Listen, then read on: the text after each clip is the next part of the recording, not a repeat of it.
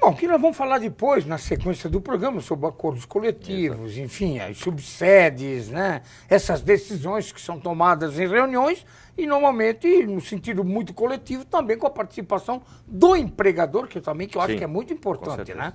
Quando há diálogo, sempre a coisa flui melhor. Estimado, e a história do nosso sindicato, que quando eu fui dar uma lida no release que o meu estimado diretor Henrique me passou ontem, eu via que ele surgiu em 54, e para minha felicidade foi o ano que eu nasci, para você ver que eu estou bem velhinho já, né? E tinha uma figura ali naquele release que me chamou a atenção, que foi uma figura boníssima em Rio do Sul, foi funcionário das nossas centrais elétricas de Santa Catarina, Celeste, antigamente Força e Luz, ainda ele foi na época da Força e Luz, foi político, foi vice-prefeito, uma figura amável, que a gente tinha um carinho muito grande, eu sei que a comunidade tinha, que era o estimado Lédio Alcântara, de saudosa memória, porque infelizmente já está lá em cima com aquele povo que o Nod comanda no céu maravilhosamente, deve estar bem, e é assim que a gente torce. Como é que surgiu o nosso sindicato lá? Um pouquinho dessa história bonita. Na verdade, na época que ele surgiu, como o sindicato ele era sindicato dos trabalhadores no comércio, a empresa de Força e Luz era a empresa do comércio, então ele fazia parte dessa empresa. E foi ele um dos fundadores que, na época, fundaram a Associação dos Trabalhadores do Comércio da região e, em seguida, fundaram o sindicato, que tinha esse processo de fundação, na época, de associação, para depois sindicato. Então, o sindicato surgiu em abril de 1954, tendo a carta sindical pelo Ministério do Trabalho em junho de 1955. Então, um ano após que veio a carta sindical. O que é essa carta de sindical para o nosso público entender? Isso tem que ir a Brasília buscar? Sim. Ainda hoje, a carta sindical ela é um documento expedido pelo Ministério do Trabalho que dá o direito daquela entidade, que é o sindicato, de poder atuar como sindicato. Enquanto não tiver essa carta sindical, ele é uma entidade como qualquer outra, sem poderes sindicais. Isso é caneteado pelo Ministério do Trabalho. Do Trabalho. Isso mesmo. Tem influência política nisso? Hoje menos. Hoje menos. Hoje menos. Na época, com certeza, porque, como eu falei, que eu sou de 1984 no movimento sindical, era uma saída da ditadura para o momento que nós estamos vivendo hoje. Naquele período, o dirigente sindical, para fazer parte da diretoria do sindicato, ele tinha que apresentar a ficha corrida, que era analisado pelo Ministério do Trabalho, se ele poderia ou não concorrer no sindicato, né? Então, era um processo muito complicado, hoje menos, né? Hoje menos, né? Até porque a maioria dos sindicatos já estão constituídos há muitos e muitos anos, né? Nós temos sindicatos que surgem todo dia, sim. Muitos, né? Muitos. Em que situações? Em várias situações. Nós temos sindicatos surgindo de várias situações, sindicato disso, sindicato daquilo. Aliás, a partir de 88 isso acabou tendo esse problema. No movimento sindical, a liberdade sindical acabou tendo isso, que forma sindicato até de empresas... Então isso não é salutar? Não, dessa forma Porque ele não. começa a se dividir, é isso? Isso, dessa forma não. Ele não é salutar dessa forma.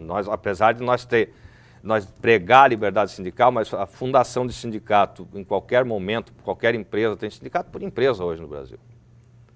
Eu não citaria aqui um caso de uma empresa que já está em Rio do Sul, que eles tentaram formar o sindicato dos empregados daquela empresa. E daí foi barrado via justiça no Ministério do Trabalho. E é fácil de conseguir essa carta sindical daí? Não, pois por isso mesmo. Quando ele chegou na carta sindical, foi via justiça impedido de que eles conseguissem a carta sindical, alegando Então vamos dizer assim, estimado, meio que prostituiu. Prostituiu, em alguns momentos Isso sim. não é bom para o empregado? Não é bom para o trabalhador, porque ele também acaba perdendo a força que existe hoje no movimento sindical, né?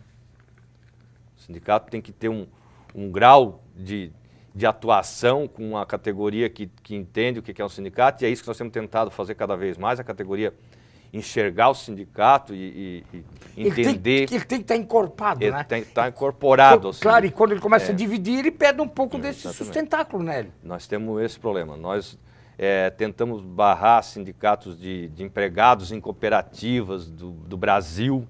Até por isso, quando surgem sindicatos, eles surgem sindicatos a nível nacional, a nível estadual, que isso acaba tirando o poder do sindicato na região ou no município e não tendo o contato direto com o trabalhador.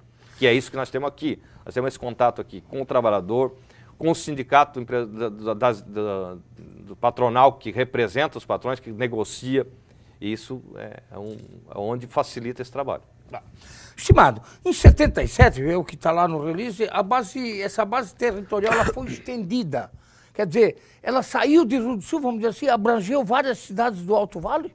Exatamente. Em 77, daí não é antes do meu período, porque a gente tem uma história também nesse sindicato, que é muito preservada, né? Que foi estendida a base territorial para os municípios que compreende Agronômica, Agrolândia, Atalanta, Aurora, Braço do Trombudo, Dona Ema, Ibirama, Ituporanga, Embuia, José Boatê, Lontras, Laurentino, Mirim Doce, Petrolândia, Presidente, Getúlio, Pouso Redondo, Rio do Oeste, Rio do Campo, Salete, Taió, Trombudo Central, Vitor Meireles e Vitimarsum. Basicamente é a MAV, então. Era na época todos os municípios da MAV. Da MAV. Uhum. Isso foi importante? Foi porque assim, ó, essa categoria, né, que é na região, ela pertencia à federação, e a federação não estava sempre aqui junto, né?